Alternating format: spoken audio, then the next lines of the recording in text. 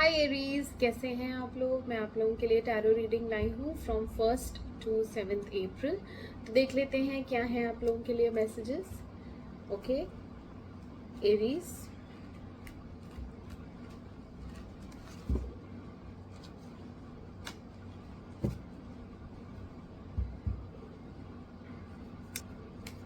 Messages for Aries 1st to 7th April. Messages for Aries 1st to 7th April।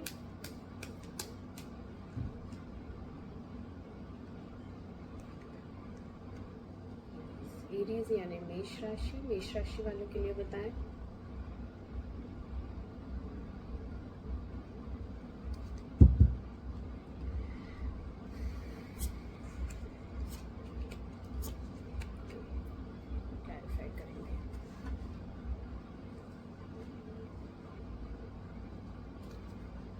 Please clarify 7 of Cups. Clarify 7 of Cups.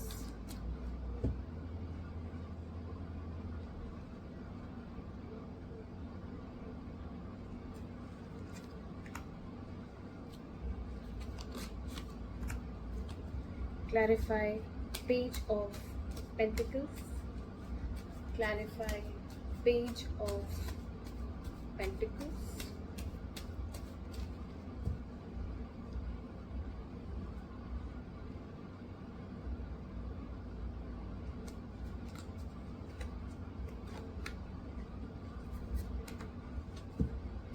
Clarify 2 of Cups.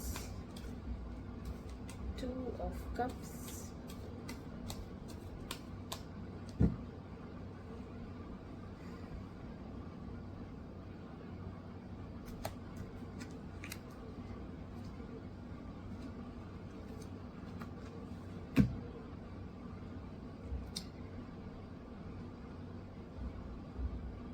ठीक है Aries, आपकी reading start करते हैं। Okay,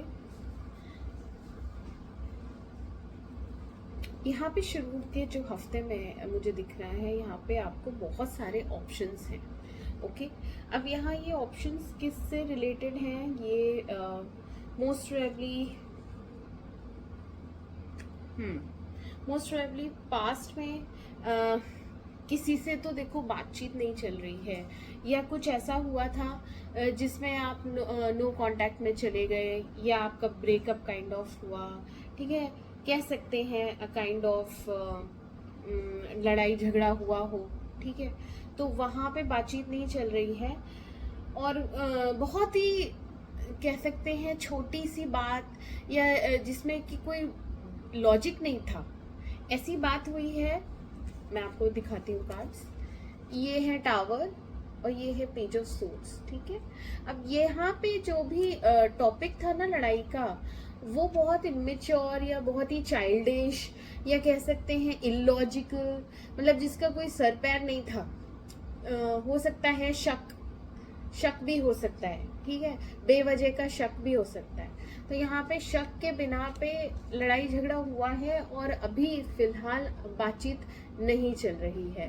तो जब ये हफ्ता शुरू होगा तो ये वाली सिचुएशन से आप गुजर रहे होंगे, एंड इसी से रिलेटेड आपके दिमाग में काफी सारी चीजें, क्योंकि भाई शक के बेसिस पे लड़ाई झगड़े हुए हैं, तो आपके दिमाग में भी बहुत सारे बातें चल रही हैं, बहुत सारे ऑप्शंस आ रहे हैं, बहुत सारे मन में ख्याल आ रहे हैं कि ये हो सकता है, ये हो सकता है, वो हो सकता है, या फिर ऐसा हो जाएगा, वैसा हो जाएगा, है ना।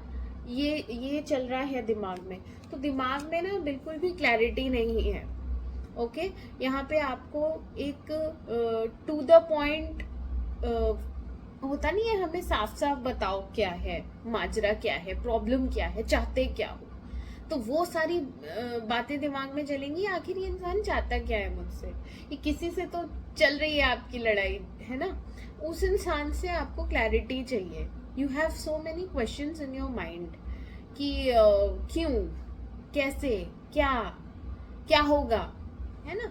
तो ये सब से आपका हफ्ता थोड़ा सा मेंटल ट्रबल्स के साथ स्टार्ट होगा।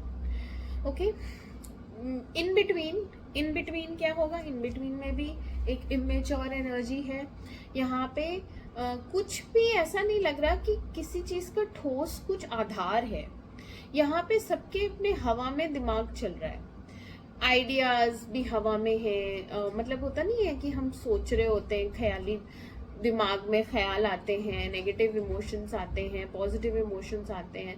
तो यहाँ पे नेगेटिव इमोशंस का इम्पैक्ट ज़्यादा लग रहा है मुझे, on the basis of some messages या कुछ सोशल मीडिया पे कुछ देख लेना या वैसे कुछ रिसीव करना।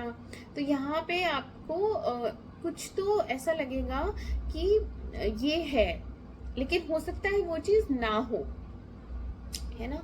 उस वजह से आप दुखी रहोगे, उस वजह से आप थोड़ा सा अपसेट रहोगे। ये इंसान थोड़ा सा अपसेट है, ओके, है सब कुछ बट फिर भी खुश नहीं है। तो यहाँ पे आपसे कहा जा रहा है कि एटलीस्ट जो है उसमें खुश रहने की कोशिश करो, ओके। बट आप थोड़ा सा इमोशन उसमें जा रहे हैं, इमोशनल, जैसे हम वीक पड़ जाते हैं ना इमोशंस में आके। तो यहाँ पे आप एक ऐसा डिसीजन लोगे या फिर आप इमोशनल वे में जाके कुछ गलत डिसीजन लेने वाले हैं, ओके।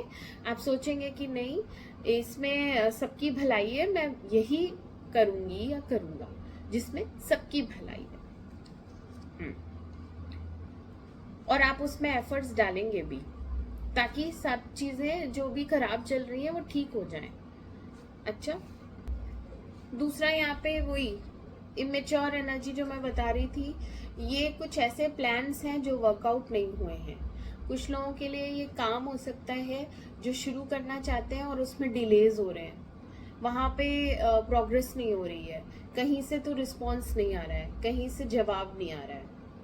तो ये वो हो सकता है, और जवाब आए तो गाड़ी आगे बढ़े तो आप खुश होए। तो यहाँ पे आपके काम पेंडिंग पड़े हैं, बहुत सारे लोगों के काम पेंडिंग पड़े हैं, वो आगे डिसाइड नहीं कर पा रहे हैं कि जो चीज़ चाहिए वो कब मिलेगी। सो यहाँ पे वेटिंग पीरियड चल रहा है, और जब वो चीज़ हो जाएगी देन आप अपना काम स्टार्ट कर दोगे, ठीक है।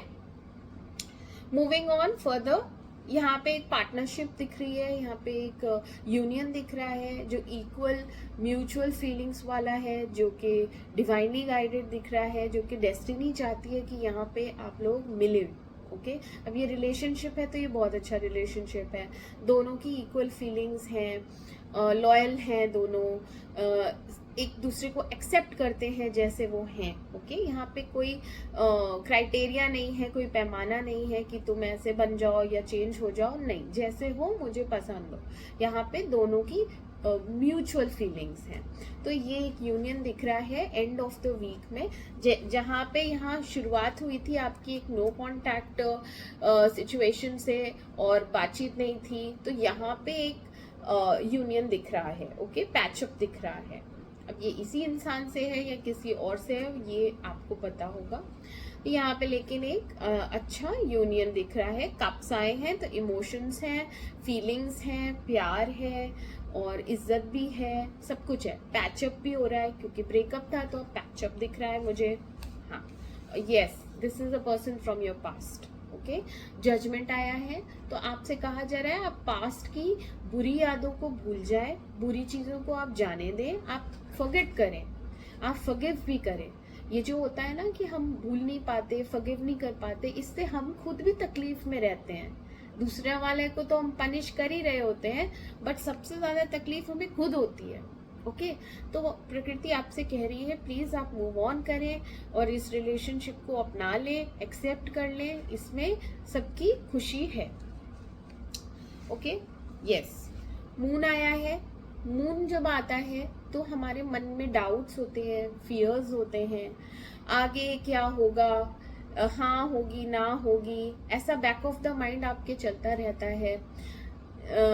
इस रिलेशनशिप को लेके भी डाउट्स हैं आपको कि अभी तो चलो पैचअप हो गया है, अब आगे का क्या, है ना, कहीं ऐसा तो नहीं है फिर से छोड़ के जाएगा, क्योंकि हुआ है पास्ट में ऐसा, तो अब वही आपसे बोला जा रहा है ना, अब आप आगे का देखो, अब आप पीछे का मत सोचो।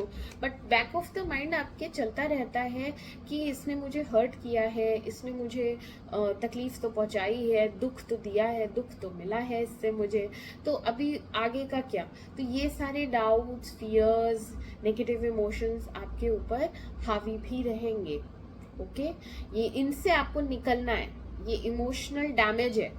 अच्छा, यहाँ से आपको निकलना है, क्योंकि प्यार में अप्स एंड डाउन्स होते ही रहते हैं, कोई गारंटी नहीं होती है, कोई इस चीज की श्योरिटी नहीं है कि एक हफ्ते बाद झगड़ा नहीं होगा, है ना। डिसएग्रीमेंट्स होते हैं, आपस में कुछ बातें मैच नहीं करती हैं, बट आगे का क्या होगा उस चक्कर में आप अपना प्रेजेंट मत खराब करो। ओके, अभी के लिए आपका पैचअप है, अभी के लिए सब खुशियां हैं, सब कुछ अच्छा है। ओके, एक ज्वाइनिंग है जो कि बहुत अच्छी रहेगी आप लोगों के लिए। यस, यहाँ पे शुरुआत के हफ्ते में यही एनर्जी है कि कोई तो आपसे दूर गया था और ये ब्रेकअप करके गया था, पार्टनरशिप तोड़ के गया था, वो ही इंसान वापस आएगा।